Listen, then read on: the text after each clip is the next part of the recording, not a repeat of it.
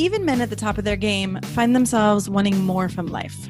Whether it's more meaning, unshakable confidence, a bigger impact, more money, deeper love, a hotter sex life, or a powerful legacy. Find out how good your life can be on this episode of Man Alive. Also, did you know there's a skill many men never learn that ends up seriously limiting your professional success and satisfaction in your love and sex life? I put together a free guide to explain this unknown skill and give you exactly what you need to use it today. Get it by heading over to ShaynaJamesCoaching.com or text the word ALIVE, ALIVE, to 44144. That's 44144. You'll also get access to Man Alive outtakes, raw footage, and bonus videos you can only get there. Welcome to this episode of Man Alive. I'm excited to be here today with our guest, Mike Robbins. Welcome, Mike. Thanks for joining us. Yeah, thanks for having me. As is starting to often be the case, we have an idea of what we're going to talk about, but we don't exactly know where we're going to go with it. And I'm really enjoying that piece of these conversations, more than an interview and knowing exactly where we're going to go. We get to choose a topic and flow with it. So our topic today is really going to be about bringing your whole self, and both to work, because Mike's book coming out next year is Bring Your Whole Self to Work, and the overlap, which I feel really interested in, work and home, or success and sex, or leadership and love, however you want to slice it, right? That there really is an overlap of bringing your whole self to these places. And it can be really surprising how much some of the things that work in communication and relationship also work at the workplace. So, Mike has been working, how many years did you say? Since you were 26? 17, yeah. 17 years in the corporate world, and bringing topics, right? Your books are focused on the good stuff, be yourself, everyone else is already taken. Nothing changes until you do. And now your new book that's coming out, Bring Your Whole Self to Work. So, Mike works a lot with vulnerability and emotional intelligence and empowering people and leaders and teams and organizations to work together effectively and to be more successful. And I think you phrased it as some of, what did you say, the soft side? Yeah. Soft. It's funny, years ago, people would always say, "Oh, Mike, that's really great, but you're talking about soft skills." And they would say it sort of condescendingly in air quotes. And I would always, first I would try to, okay. And then I would defend it. And then after a while I said, what, soft skills are hard. Yeah. Exactly. Soft skills are hard. Right. And you've worked with Google and Wells Fargo and Microsoft and Charles Schwab and Twitter and Deloitte and the U.S. Department of Labor and the Gap. I mean, I could go on and on. San Francisco Giants, Genentech. So, right. So clearly these soft, as some people might call them, skills are, they're necessary. Yeah. Well, and what's interesting, just as we're talking about this, I'm having this thought that I've never thought about. It's a pretty basic one, but I'm realizing one of the fundamental differences among many, I think, between men and women, I think women do such a better job of understanding and looking at life in a holistic way.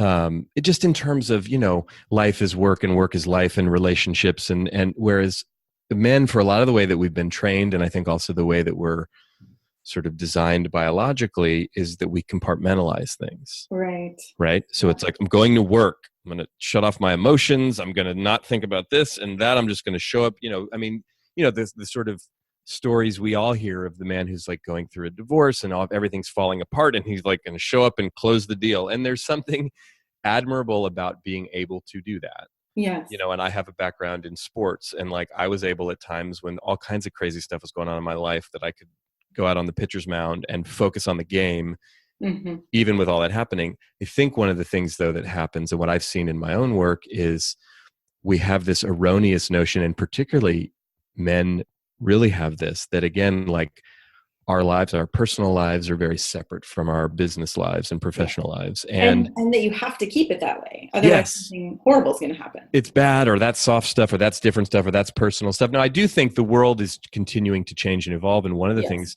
that Yeah. I've seen over 17 years of doing this work, you know, I came from, and you and I met, doing very personal sort of transformational work. And Mhm. I always sort of saw that even in my own mind as, well, that's over here on the left, let's say. And then if I show up or I go into a business to try to help people be more successful, be more effective, it's like there's a whole other way to approach that in terms of professional development. Well, Mhm. what's happened, I think, is those worlds of personal growth and development and professional growth and development are very much coming together, Yes. almost to the point where it's really hard to see the difference between the two. And some of that, I think, is a function also of how we work in today's world. Even if you work for the most traditional corporation versus even having your own business, I mean, we're all working in this, for better or worse, kind of round the clock all the time, at home, at work, in the office, in the Starbucks, you know what I mean? Like Right. on the train, on our phone. I mean, it's potentially super unhealthy the way that we work in a lot of ways. Well, But right, but it is interesting as you're talking about it that way to see that as, we've evolved in this technological way, it's actually brought business to home and home to business, right? You're totally. And, checking and text and in the middle of the day, right? Or you're home and checking your work. And so now there really is this blending that's happening. exactly. And even to the point where it's like things have become, in many cases, much less formal, which, just the way we dress and the way that we talk and the things that we say. I mean, you and I were joking about it right before you hit record on the podcast, right? It's like this format of communication, of, podcast interviews, which, you know, 20, 30 years ago, it was radio interviews like Mhm. this, which were great. But again, it's like you were talking about, the leaf blower outside or someone making noise. And it always seems to happen. I have my own Right, podcast. Same thing exactly. happens, right? But in a lot of ways, people understand that. And like I was watching the news yesterday and there was an interview with somebody, and he was sitting in his office with little earbuds in, doing it like a Skype call on CNN, which, Yeah. you know, that would seem a decade or two ago, first of all, impossible because the technology didn't exist. But Right, but second of also all, totally unprofessional. unprofessional and weird. And like you have to be in the studio, so I just do think in a lot of ways, what's really nice about the world we live in today, even with all of the complications and challenges it poses for us, is that our worlds are coming together. And this Well, yeah, notion of right. And we do get keeping to be things, more human, that yes. which is a relief, I think, to a lot of people, but it also, as you were saying, especially for men, I think can present more challenges. And so, I mean, I would love to kind of dive in from there, right? Of what have you seen that could help men understand that they actually can bring more of themselves to the workplace? And then I think we can go into the overlap, between home and work. But Right. you've worked with so many men and so many companies. Yeah. I'd love to hear some of the moments, or the inspiration where you've seen a man actually show up, bring his vulnerability, admit something he never thought he was going to admit, and it actually went well, and it created, a better, more cohesive, more effective team, higher sales, that whole world. Well, I mean, I've seen it in so many ways. It's one of the things that I'll often do, just as an example, like I show up to speak inside of a corporation, and maybe I'm there to talk about teamwork and collaboration, and I'll start with a very simple question. Think of the best team you've ever been a part of in Mm, your career. Um, and and so let's say I can be in a room with really senior leaders and people have been around, and again, the sad reality, and we all know this: the more senior the group often is, particularly in most companies, most industries, it's mostly men, yeah, right? yeah. And then I'll even have them pair up and talk to someone, and they're just to tell the story of this great team. Why was it such a great team? And then I say, so what were some of the things you were talking about? They always talk about very, very soft things. Well, we all believed in each other. We had each other's backs. We were Mm, fired up about the mission. We were passionate about, like, we could finish each other's sentence. I mean, all these things that are sort of intangible but super important. And anybody, male or female, who's ever been a part of any team in their life that was a really great team knows exactly what that knows is. exactly what these are. But it's soft. It's like we cared about each other. we were interested in each other's success, and it was more than just a job. I mean, they don't, the words might vary, but to me, what I try to do is bring that out, that like that helped you not only enjoy what you did more, but I bet part of why you just picked that particular team, I bet you that team won and was Did really well. successful, and you were success, right? Because again, for most of us, particularly men, we're usually going to think of a positive experience when we did well, and right, we produced.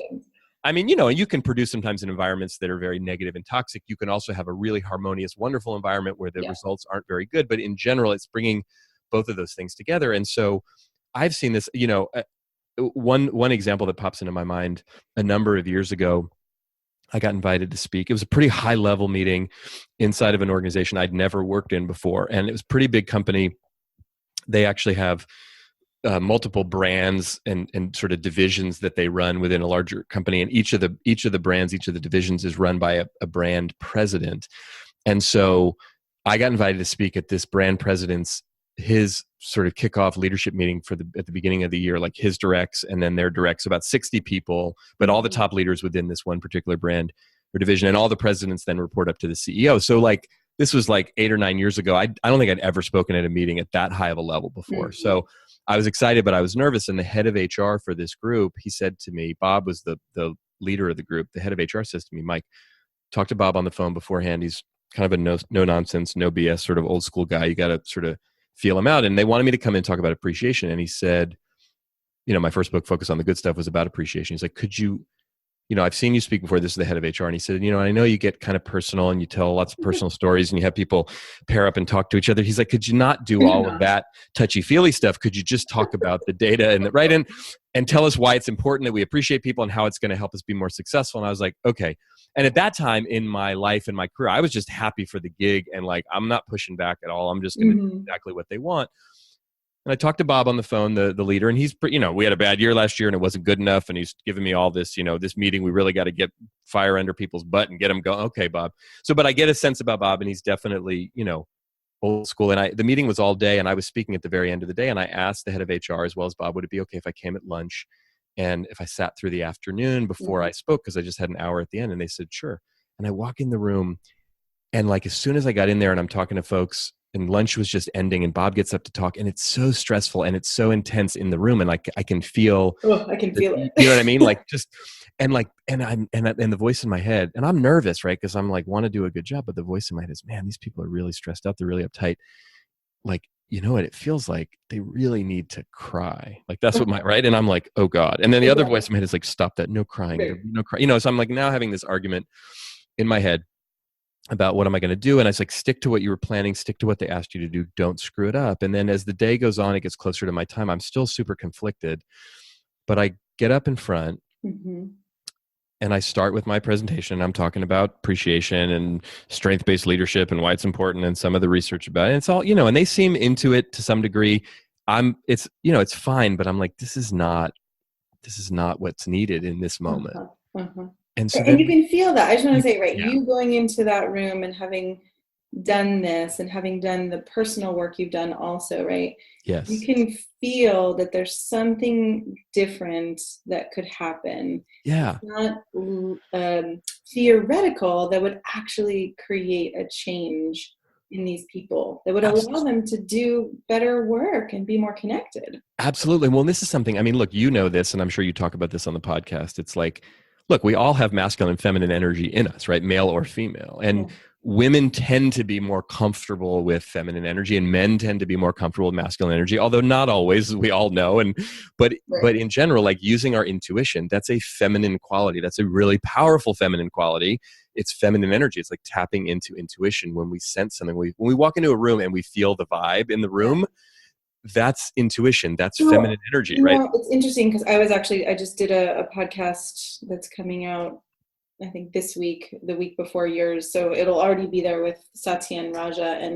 And I actually basically said, I want to talk about this whole masculine, feminine dichotomy because I've seen it have a really positive effect on some men. And I've also seen it be really painful, and that men have struggled feeling like I've got to live up to these masculine ways. Or I also wonder, and this is probably a side note for where you're going, but if we didn't call it a feminine thing, if intuition was more of a quality, that maybe it's a softer quality, maybe it's a more relational quality, but if we didn't call it feminine, then Right. would there be such resistance to it in the workplace or amongst men? Well, it's true. I mean, you think of it now for a lot of for men and women. I mean, then you call equality masculine, and there are a number of women that I know with really good intention. It's like, oh, it's somehow it's bad. Like, I don't want that. It's a masculine Right. Or equality. It's like, somehow wait a like minute. that turns a woman who's, productive or effective into this masculine character. Or either way, Right. it just seems like, when Yes. we don't just take on these different the gifts that we have, or the skills that we are naturally good at, if they fall out of line, Exactly. with masculine, feminine, all that crap. Totally. Well, and I think it's embracing it. I mean, I look at all of it, masculine or feminine, but in particular for me as a man, I think about the feminine energy and feminine qualities. For me, I relate to them more like superpowers, because Mm, I feel like some of the masculine qualities as a man, for me, in the way that I was raised, even though I was raised by a single mom with an older right. sister, Yeah. I Yeah. do feel like that a lot of the masculine qualities come more naturally to me as a man, and the world is organized in a way that it makes sense for me to exhibit them. Yes. More of the feminine qualities, it often is, I'm not as conscious or aware, it's not as encouraged necessarily, and I have Mhm. to actually be more deliberate about, oh, let me surrender into that energy. So again, back to the intuition, I'm in the room and I'm Great. feeling Yeah. I that, know what happens. right? I'm standing up in front, I'm feeling, oh God, I'm feeling what I sense is what's going on in the room, and then I just decide, do I Do go you with do my intuition, or do I stick with what my brain's telling me? Right. And we can all relate to this, male or female, when we have that gut instinct versus sort of what our brain is telling us, trying to override. Like, so I decide to go with my instincts, and, it? I just subtly start to shift a little bit of my approach. And I say, okay, look, I know last year was a really hard year for you guys as a company. I'm sure it was challenging. I'm sure there were times it was painful. We were talking about appreciation. So I asked them, I said, think of someone over this last year who really supported you and helped you when things got hard. Mm-hmm. How did they do that? What do you appreciate about them? And I had them pair up and talk about it. And then we started to talk a little bit about that. And I was trying to move it more into a more personal space of like, appreciation is a real quality, a real energy. It's an exchange between individuals within groups. And like, we started to talk about it more. And as we're going, and people are starting to open up and they're starting to share a little bit. And I was starting to feel like, okay, now I think we're getting, but as I'm looking out of the corner of my eye at Bob, the boss, right, he's starting to, what I'm perceiving is he's more and more uncomfortable Uh-huh. with the Uh-huh. conversation. And towards the end, I get to a point, and I often will close and when I'm finished speaking or end a presentation, I'll tell a story, and usually, a story that relates to what we just talked about. And my intention is usually to have it be meaningful and memorable, and at times it can even touch into some emotion. And I was about to tell this story that I sometimes tell about my mom when I talk about appreciation, and it often will elicit an emotional response from people. And I'm a little worried because I could feel where the room was, and I'm like, if I tell this story right now in this moment, I have a feeling people are going to get pretty emotional. Like, Mm-hmm. but I went ahead and did it anyway. And as I'm talking, remember, there's 60 people in the room. Like, I'm 20 seconds, 30 seconds into the story, and like almost everybody in the room is crying. And Wow. and I, and I finished, and it was less about, I mean, it was the story, but it was the moment. It was kind of what was happening. But Yeah. Bob's not crying, and I'm looking at him. Just again, I'm not trying to stare at him, but out of the corner of my eye, the more I'm going into the story, the more people are getting emotional, the less he's looking happy at all. I mean, he's now has this really pained look on his face. I get done speaking, I'm the last thing for the day. He just Mm-hmm. walks up to like thank everyone and wrap up. He doesn't look at me. He doesn't say anything to me. He walks right by me. It's super awkward. I go sit down, and then he's like super flustered, and he's sort of walking around, and he's flustered, and he's fumbling, and his face is turning red. And I'm like, Oh it's God. not what's the matter with him? And he starts to say, he says, look, he said, last year was really hard for me.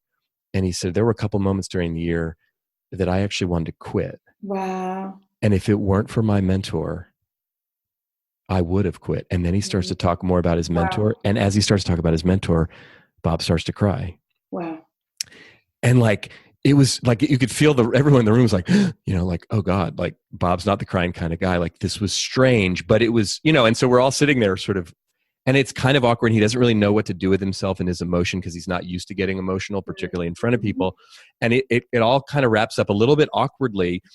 And then he finishes, and the meeting's sort of over, and everyone sort of sits there, doesn't really know what to do. And they start to move around. And I'm sitting there going, was that good? Was that bad? I don't know. And the head of HR comes over to me, grabs me by the shoulder, and says, come with me. And he pulls me out into the hallway, Yeah.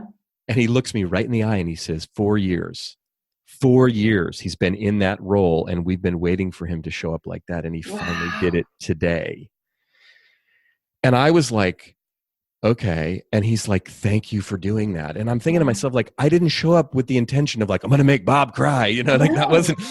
But what was amazing is, so then after that meeting, like Bob sent me an email 2 days later, and he was like, I was so embarrassed. I can't believe I did that. I loved what you said. It really touched me and everybody. But like, he said, but Mike, I got to tell you, this is now 48 hours after the meeting.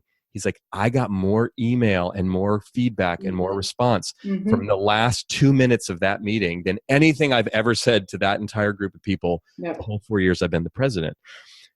And I said to him, well, it's probably because they actually got to see a little bit of who you really are, Yeah. like the real you. The real you, the humanness, right? Versus the kind of robotic or, Yeah. Well, sales. and the last postscript of the story that was really funny, I kept doing work with Bob and his brand and that team for a while over the next couple of years, and it became like this folklore, this story that Bob cried at the kickoff meeting, and right, it was this thing, and Bob would literally parade me around the office like, "This is Mike Robbins, he's the guy who made me cry." It turned into this thing that was like this funny story, but sort of a badge of honor. But what started to happen is I coached him a little bit and worked with his team in general. Look, he didn't magically turn into a different dude all of a sudden, but he could start to see the value in being more human, being more vulnerable, being more real. And like the whole persona that had him be quote unquote successful in his life was like tough guy, Mm-hmm. felt like it Mm-hmm. is, hard exterior. He started to see that like there were times and places where that actually not only wasn't effective, but it got in the way. I was just going to say, right, or not only was it not effective, but it actually, it was not only, I'm going to say, not only was it not effective, but even more ineffective, right? Like it Yes. actually put a limit on, this is what I would say, and I'm curious about your opinion. I think it puts a limit on how loyal people are to your Yes. company, how much they actually want to serve and to support your company's mission, right? How Completely. much they want to come to work, how much energy they have and they bring to their job, For sure. right? Well, and one of the pieces of research that I did for my book, the Bring Your Whole Self to Work book, is Google, who's a client I do a ton of work with, and I had read a little bit about this, but hadn't really delved more deeply into their research. They did a thing a couple of years ago, over a 3-year period. They did something they called the Aristotle Project, which was basically they wanted to look at both throughout Google, which has been incredibly successful, of course, over the last 15 or 20 years, Mm-hmm. but also just sort of across the business world globally. They looked at a whole bunch of metadata on what are the key components that create high performance for teams? Like, what are the conditions that need to be in place for a team to really operate at the optimum highest level? Mm. And they found there were 5 things that they found, but the number one component of a high performing team is what they call psychological safety. Huh. And what that basically means is that people, so it's sort of trust at a group level, but what it means is people feel safe that they can be themselves. People feel safe that they can disagree. People feel safe that they can make mistakes. People feel safe that they can sort of buck the status quo and Wow. know that if they do those things, yes, they're risky, but they know they're not going to literally be kicked out of the tribe, right? Right. That's the fear that we often have in a group environment. If I do this, if I say this, if I try this, I will I'm be kicked out. shunned and kicked out of the Well, group. right. And then think about the creativity that Yes. becomes, available when you actually realize, oh, for being, an alternative thinker or for having these thoughts that other people might think are a little bit crazy or weird, I'm not going to get kicked out. I'm actually going to be celebrated. Then I get to, bring way more, going back to the theme, I get to bring way more of myself and get to have way more of, I can expand what we're Yes. doing instead of staying in the status quo. Right. And if you bring that back to some of the male female stuff, or for men, one of the things that I think women naturally and socially do a much better job at and are much more supported in doing is sharing how they feel and sharing their internal experience Yeah. with other women, especially, right? It's safe to do that. Look, there's all kinds of stuff that happens amongst and between women for sure that can make it challenging. But when you have either women that you work with or women that you're close with, that you're friends, part of what women do in a really beautiful and wonderful way is get together and tell the truth about how they're actually feeling Yeah. in a way that's validating and liberating. And it's like, oh, you too, me too. Men don't tend to do that as much. And Mm-hmm. in a lot of cases, we've all been trained not to do that. Right. because our orientation towards each other from the time we were little boys was to compete against one another. So Mm-hmm. the last thing that and it's not that women don't compete against each other, but in for men, it's much more aggressive, if you will. And Yeah. oftentimes from the time we're really little, it's physical. So Yeah. being vulnerable with another boy when you're a little boy is scary because like he might beat you up. Yeah. Right. And so you don't do that. And then as we get older and it becomes this, I mean, I remember experiences as a teenager and even as a young man where I would admit certain thoughts or feelings or insecurities and people would be like, Robbins, what's the matter with you? You know what I Yeah. mean? Like Man up, literally or like, stop crying, or wait. exactly. But even, I mean, I got the boys don't cry and suck it up and be a man stuff early on. But even as I got older, it was like, literally, I mean, even some of the guys that I mean, again, I played baseball all growing up and through college and then had a chance to play professionally for a few years before I got injured. But like my teammates would literally look at me and talk to me in a way that they thought I was a freak. You know what I mean? Yeah. That was there. And, and, and it was this very clear message that I got, like, it's Yeah. not okay. And I must be weird, right? Like Right. something must be wrong with me. But it was just that I was talking about things or expressing things that were hard for some of the guys that I was close with to relate to or understand or be Well, willing and to I hear this acknowledge. too, and when I work with men in the relationship realm, right? Like I think Yes. about, oh, say Bob probably has a similar fear of being vulnerable with his own partner or wife, or I don't know, Yes. who he's in relationship with, or his kids, Right. as he has in the workplace. And that way of being in the world where we feel shame or embarrassment, and Brene Brown talks about this a lot, right? Where Yeah. when we interact in a way where we're hiding those parts of ourselves or feeling wrong about those parts of ourselves, and when we have to do that, or we feel we have to do that at both work and inside of our homes, Yes. then we end up, which is part of my mission, or focus of this podcast, right? Then we end up with men who feel so alienated and Yes. alone, and like they're dying inside, because where are they going to actually feel cared for, feel loved, feel held or supported, if they can't actually even admit Yeah. those vulnerable and emotional experiences? Well, and it's so true. And I so appreciate the work that you're doing in this podcast and the work that you do in the world with men, because I do think, as you're talking about this, there's something just popped into my mind, an example of, so I grew up, my parents split up when I was 3.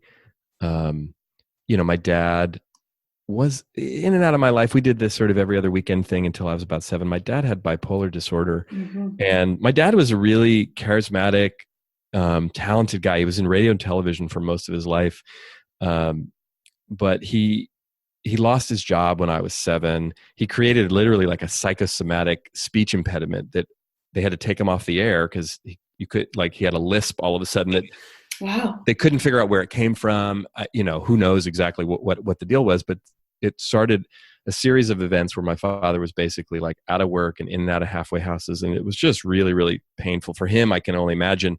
But for me, basically from the age of about 7 until about 13, my father was like hardly in my life. Wow. And, you know, through my teens, he kind of got himself well enough mentally, emotionally. He never went back into radio, could never quite get himself really back on his feet professionally, but was more in my life, to the point where like when I was in college, my relation with my father had improved such that like he would come see me play baseball. I was playing at Stanford, and he was around and engaged in my life. Although, our relationship remained a bit challenged for a number of years, got better in my 20s. He died when I was 27.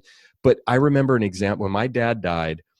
I got one of the stories that I lived for a lot of my life with was my father wasn't around. So I had some shame and embarrassment, raised by a single mom. We didn't have a lot of money. Like I had no real model. My dad wasn't successful. I was Yeah. embarrassed, and then when I went to college, especially, I was around a bunch of kids at Stanford, a bunch of guys on my baseball team who came from very, very successful and wealthy families. And I Mm-hmm. felt incredibly intimidated and in just not good enough in relation to a lot of these guys in particular. But I got a really sweet, heartfelt letter from one of my college teammates who has an incredibly successful father who I found myself at times being jealous of Mm. when we were in school together. But his note to me when my dad died was like, I always watched you with your dad, and I was always jealous of how much Wow. love there was between you. And like, your dad would hug you and he would kiss you, and it just seemed like he really loved you and you really loved him. Mm. And I appreciated that, and I respected that, and I admired that, and I was jealous of that. He said this to me in this letter, and I was like, God, how weird is, I mean, I so appreciated the vulnerability of it Yeah. and the Yeah. heartfelt nature of it. But I was like, wow, I spent my time being jealous of him and his dad. Jealous of you. Yeah. And it's like, but that to me epitomized, like, that's a classic male relationship that, like, mostly and without either one of you knowing it. exactly. We would, I mean, it's amazing we even found that out, let alone he was courageous enough to write that in a letter to me because my dad died. But it's like, how crazy is that? And it's not just being jealous of each other's fathers as an example. It's, there's so many things we're constantly jealous of one another or thinking, oh, he's better than me. But again, we don't do a very good job collectively as men acknowledging that or dealing with our own fears and doubts and insecurities. They manifest themselves in all kinds of unhealthy ways, but we don't tend to talk about them or really face them directly. Yeah. Yeah. Well, I feel grateful for you, and I really appreciate the courage it took you in that one example. And I'm sure there are hundreds of these, right? For you to go into a room and, break the mold of what has been happening and follow your intuition and say, you know what, how I can best be of service, right, is actually through following my gut, following my intuition, because I can feel what these people need versus, even talking to the HR guy who told you not to go. Right. And then right. Thanked you. Yes. For doing that. Well, and that's the thing. I mean, look, that sometimes in life for all of us, it's, we take risks, right? And sometimes the risks turn out and things go really well, and sometimes they don't. And sometimes it's not until way later we look back and we go, even though I tried that and it didn't work so well, I'm glad I did because I learned from it. Or there's also a lot of times, I mean, look, I have many, many examples of times where my gut instinct was one thing and I didn't go with it because I was too scared, and I went the safe route. And it didn't necessarily blow up and it wasn't terrible, but I walked away from the experience going, wow, man, I wish I would have had the courage to really say or do what I wanted to say or do. I just was too scared in that moment because it felt like the risk was so high. The reward was possible, but not guaranteed. And I wasn't willing to take the risk. And I also think that that's part of, like a lot of the work that I've done around authenticity and vulnerability and being bold in life. It's not like a one-time thing. And it's not like all of a sudden we get I'm going to be bold always, I mean, that's a very sort of shallow way to look at it. It's like, it's about, you talked about Brene Brown. I mean, Brene Brown talks about that. It's like, if you're courageous enough, often enough, you'll fall. It's just inevitable. It's not like you might fall or you might, no, you will. And so the question then becomes, how do we deal with ourselves and how do we deal with our own humanity and our own egos in such a way that falling doesn't stop us from continuing to get back up and take risks again. Exactly. Well, we could keep going for such a long time. There's so many more questions I want to ask you, but for now, for time's sake, I'm curious, what do you want to leave men with? Oh man. I think a couple things. First of all, it's okay to be who you are and how you are. I think a lot of times we get messages, especially those of it, any man that's listening to this podcast is someone who's on their path of growth, of discovery, of curiosity, of wanting to deepen who they are. But I think sometimes the messages we get as men, we interpret it as like, there's something wrong with me. I'm bad. I should be different than the way that I am. And I know that one from years of experience of it. So it's like, it's okay to be who you are and how you are. And the other thing that I would really say is that, asking for and looking for help and support is one of the most important things that we can do. It's not weak. In fact, it's incredibly brave.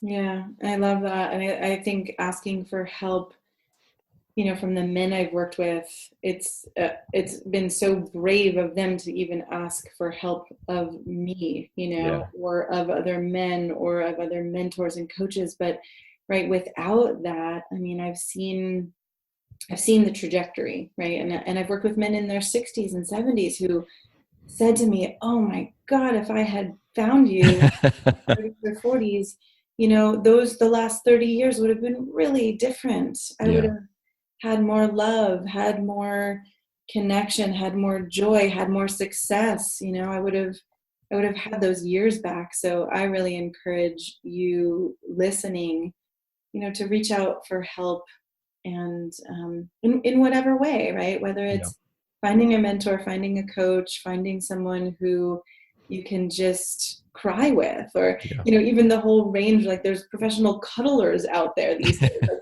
there's just so many Yes. ways to get your needs met, for touch, for emotional, for business, for all of it. And they Yeah, are, like we said, they're overlapping more and more these days. for sure. Yeah. And how can men find you? Well, the best way to do that is just through my website, which is mike-robbins.com. Great. Highly recommend picking up Mike's books. Focus on the good stuff. Be yourself. Everyone else has already taken. Nothing changes until you do. And also keeping an eye out for the book that's coming out next year, Bring Your Whole Self to Work. And we'll definitely have to do this again, as your book's launching, and help get it out there, because I just love what you do and I believe in it so much. Thank you. Yeah. And thank you for being an example and walking your talk, for being willing to be vulnerable and share about your own life and your own experiences with men and your dad, and, your emotions and vulnerability. I feel really appreciative that you are out there, leading the charge in this way. Thanks. Yeah. Thank you. I'm so glad you joined us for today's episode of Man Alive. I hope it gives you a sense of what's possible and how good your life can be. If you like what you heard, I'd be so grateful for you to subscribe to Man Alive and write a quick review that helps men like you find us. And again, head over to shanajamescoaching.com/manalive to get outtakes, videos, and raw footage I only share there. These are some of the most interesting parts of these expert conversations. You can also grab your copy of The Unknown Power to accelerate your career and solidify your confidence with women, because the two are related, and I know you don't have to settle for one or the other. Join us each week for a new episode of Man Alive.